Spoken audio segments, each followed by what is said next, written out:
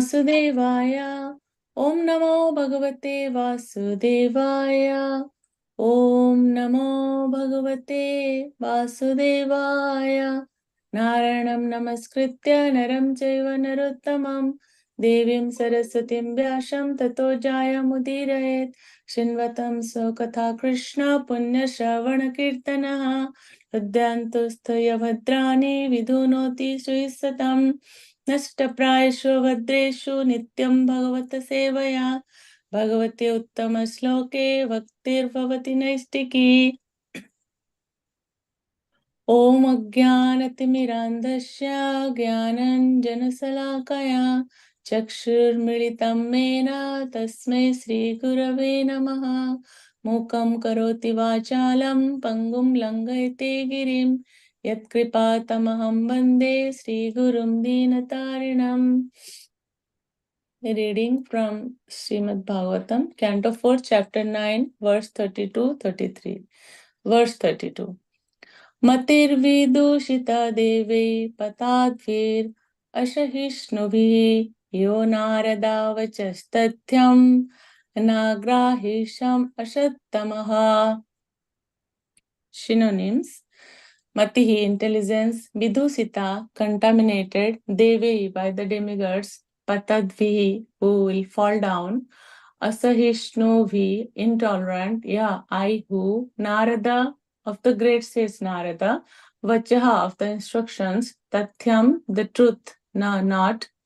Agrahisham, could accept. Ashattamaha, the most wretched.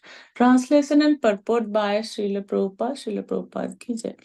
Translation. Since all the demigods who are situated in the higher planetary system will have to come down again, they are all envious of my being elevated to Vaikuntha Loka by devotional service. These intolerant demigods have dissipated my intelligence, and only for this reason could I not accept the genuine benediction of the instructions of says Narada. Purport. As shown by many instances in the Vedic literature, when a person undergoes severe austerities, the demigods become very much perturbed because they are always afraid of losing their post as the predominating deities of the heavenly planets. It is known to them that their position in the higher planetary system is impermanent, as it is stated in the Bhagavad Gita, 9th chapter, Kshine Punya Martye Lokam Vishanti. It is said in the Gita that after exhausting the results of their pious activities, all the demigods who are inhabitants of the higher planetary system have to come back again to this earth. It is a fact that the demigods control the different activities of the limbs of our bodies. Factually, we are not free even in moving our eyelids. Everything is controlled by them. Dhruva Maharaj's conclusion is that these demigods, being envious of his superior position in devotional service, conspired against him to pollute his intelligence, and thus, although he was the disciple of a great Vaishnava, Narada Muni, he could not accept Narada's valid instructions. Now, Dhruva Maharaj regretted very much that he had neglected these instructions. Narad Muni had asked him, "Why should you bother about insult or adoration from your stepmother?" He, of course, said to Dhruva Maharaj that since Dhruva was only a child, what did he have to do with such insult or adoration? But Dhruva Maharaj was determined to achieve the benediction of the Supreme Personality of Godhead, and therefore Narada advised him to go back home for the time being, and in mature time he could try to practice devotional service.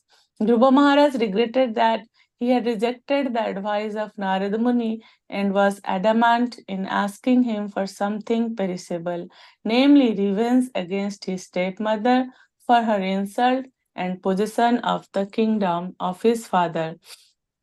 Dhruva Maharaj regretted very much that he could not take seriously the instruction of his spiritual master, and that his consciousness was therefore contaminated. Still, the Lord is so merciful that, due to Dhruva's execution of devotional service, he offered Dhruva the ultimate Vaishnava goal. Verse 33. Devi mayamupastitya prasupta iva vinnadrik tappeditye api asati vratra vratarvya hridruja. Synonyms: Devim, of the personality of Godhead; Mayam, the illusory energy; Upasritya, taking shelter of; Prashuptaha, dreaming while asleep; Eva, like; Vinnadrik, having separated vision; Tappe, I lamented; Ditye, in the illusory energy; Api, although; Asati, temporary; Bhratar, brother; Vratravya, enemy; Hrit, within the heart; Ruja, by lamentation. Translation and purport by Srila Prabhupada. Srila Prabhupada ki jai.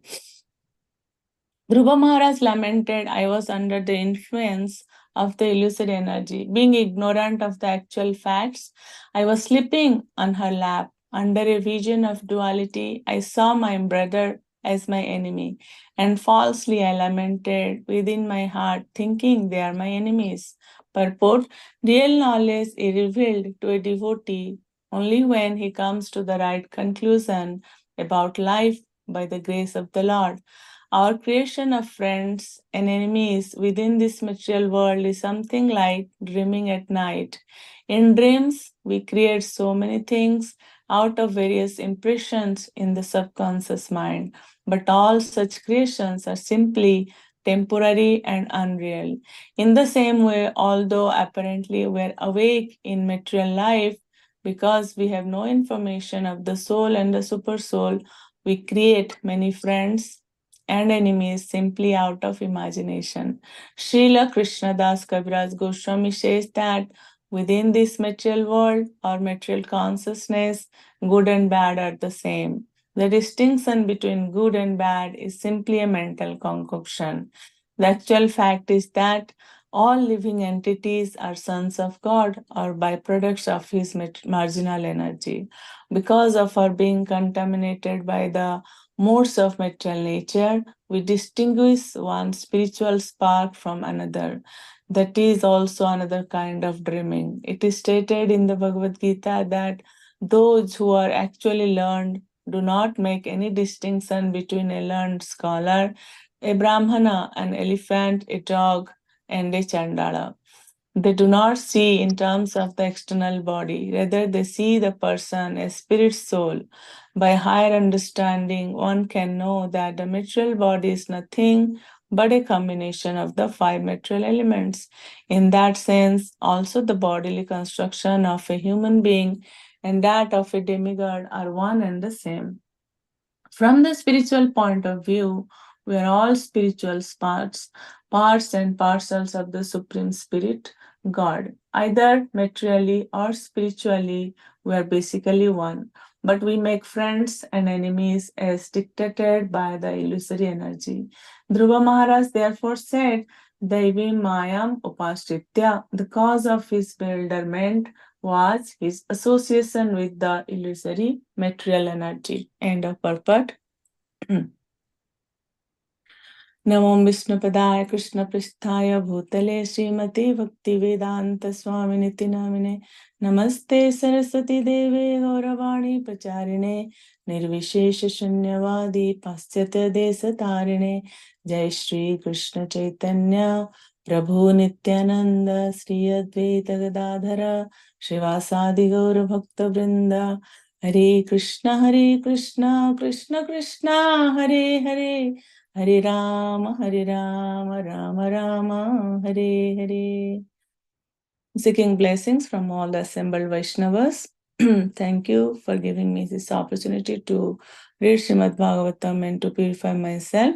I'll just summarize both the slokas 32 and 33.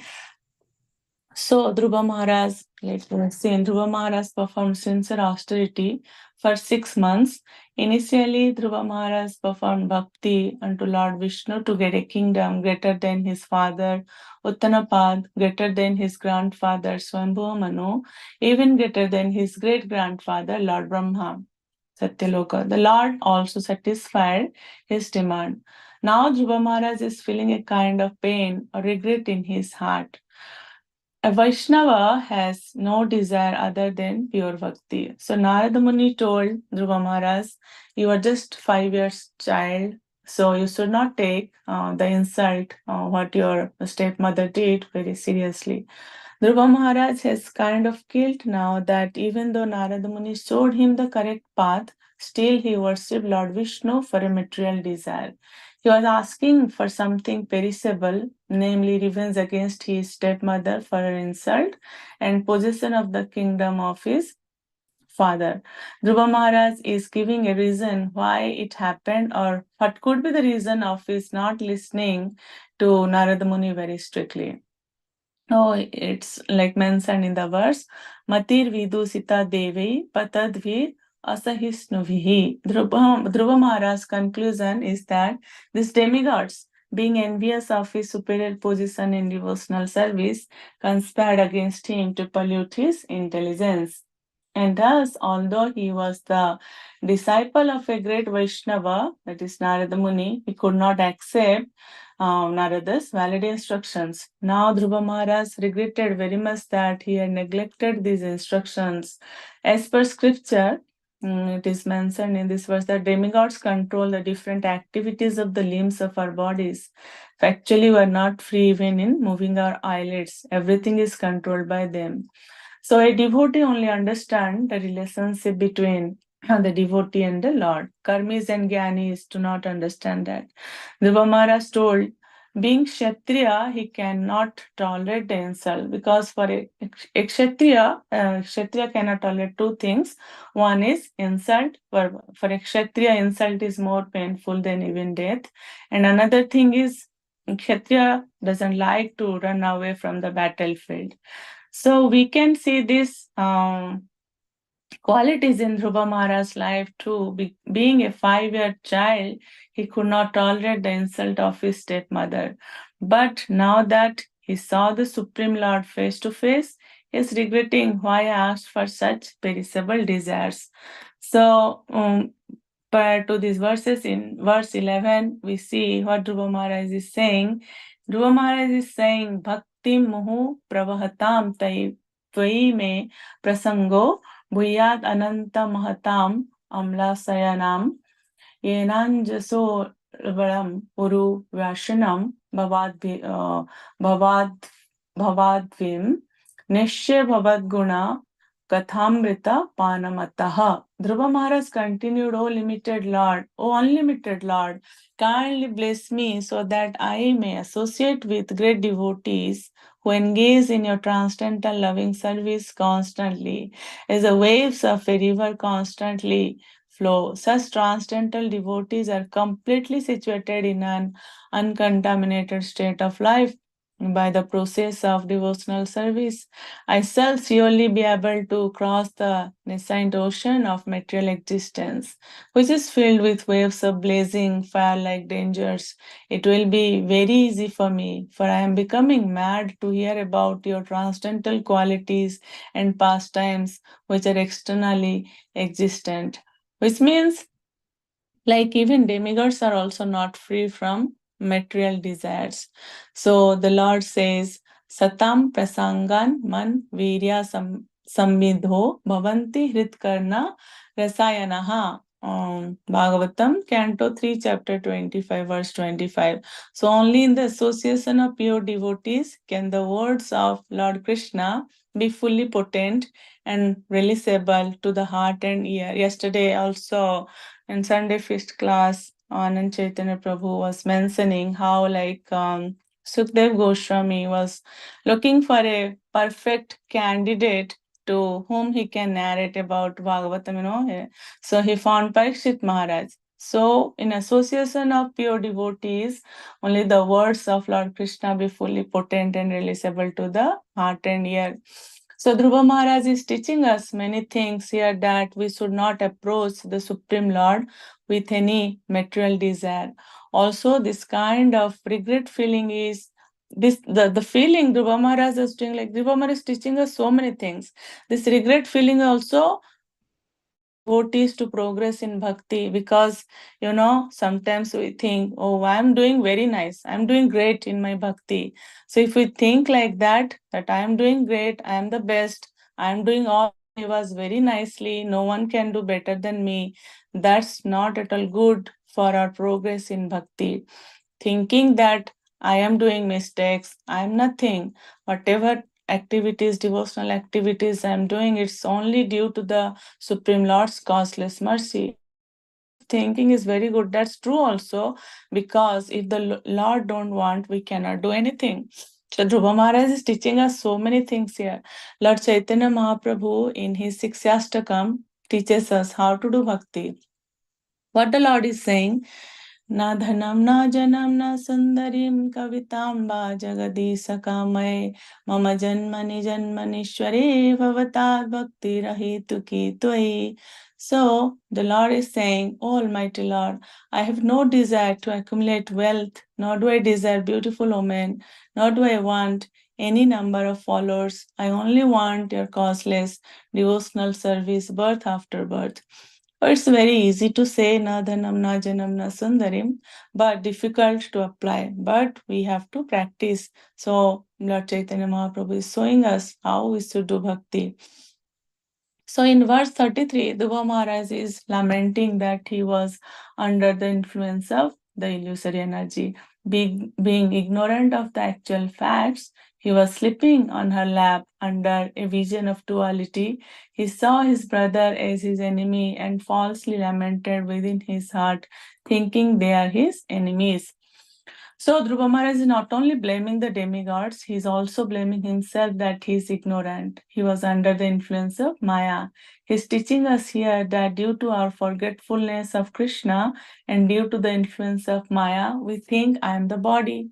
He is my enemy, she is my friend. But in this verse 33, Srila Prabhupada is saying our creation of friends and enemies within this material world is something like dreaming at night. Srila Krishnadas Kaviraj Goswami says that within this material world or material consciousness, good and bad are the same. The distinction between good and bad is simply a mental concoction. Because of our being contaminated by the modes of material nature, we distinguish one spiritual spark from another. Therefore, in Bhagavad Gita, Chapter 5, verse 18, it says, Vidya vina sampanne brahmane gavihastini sunichaiva sapakecha pandita samadarshina. The humble sages, by virtue of true knowledge, see with equal vision a learned and gentle brahmana, a cow, an elephant, a dog, and a dog eater. That's a chandala. In the same way, because we have no information of the soul and the super soul, we create many friends and enemies simply out of imagination. So many scriptural references here are like what happens when we forget Krishna and how Maya attacks us. So Prema Vivarta 6.2 says, Krishna bhulya jiva bhoga vancha kare pasate maya tare japatya dhare. When we forget Krishna and think I am the enjoyer, I am the proprietor, then Maya immediately captures us. Even Chaitanya Charitamrita Madhya Lila 20.117 says, Krishna bhuli se jiva nandi bahirmukha ateva maya tare deya samsara dukha. Krishna bhuli se jiva nadi bahirmukha ateva maya tare deya samsara dukha. Forgetting Krishna, the living entity has been attracted by the external feature from time immemorial. Therefore, the illusory energy, Maya, gives him all kinds of misery in his material existence. Actually, when the living entity forgets his constitutional position as an eternal servant of Krishna, our real position is we are servant of Krishna, Jiva Swarupa Krishna Nityadas. So, he's immediately, when we forget our real position, we, we are immediately entrapped by the illusory or external energy. The living entity is originally part and parcel of Krishna and is therefore the superior energy of Krishna. He is endowed with inconceivable minute energy that works inconceivably within the body. However, the living entity, forgetting his position, is situated in material energy. When the living entity tries to enjoy, try to compete with Krishna, they are situated in the material energy. The living entity is therefore called a marginal energy, because by nature we are spiritual, but by forgetfulness we are situated in the material energy. Thus, the living entity has power to live either in the material energy or in the spiritual energy. For this reason, we are called marginal energy. Being in the marginal position, sometimes we are attracted by external illusory energy, and this is the beginning of this material life. When the jiva enters the material energy, subjected to the threefold time measurement, that is past, present, and future. Past, present, and future belong only to the material world. They do not exist in the spiritual world. The living entity is eternal, and he existed before the creation of this material world.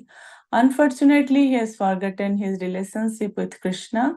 The living entity's forgetfulness is described here as anadi, which indicates that it has existed since time immemorial. One should understand that due to his desire to enjoy himself in competition with Krishna, the living entity comes into this material existence. Even Srila Bhakti Vinod Thakura has written the Jeev Jago, beautiful song, that Jeev Jago, Gaura Chanda Bole, Kota Nidra Jao Maya, Pisa Chirokole. Lord Gauranga is calling, wake up, sleeping souls, wake up, sleeping souls. How long will you sleep in the lap of the witch called Maya? Maya is like calling Maya as a witch. Yeah, so I would like to stop here. Thank you again for giving me this opportunity to read Srimad Bhagavatam today.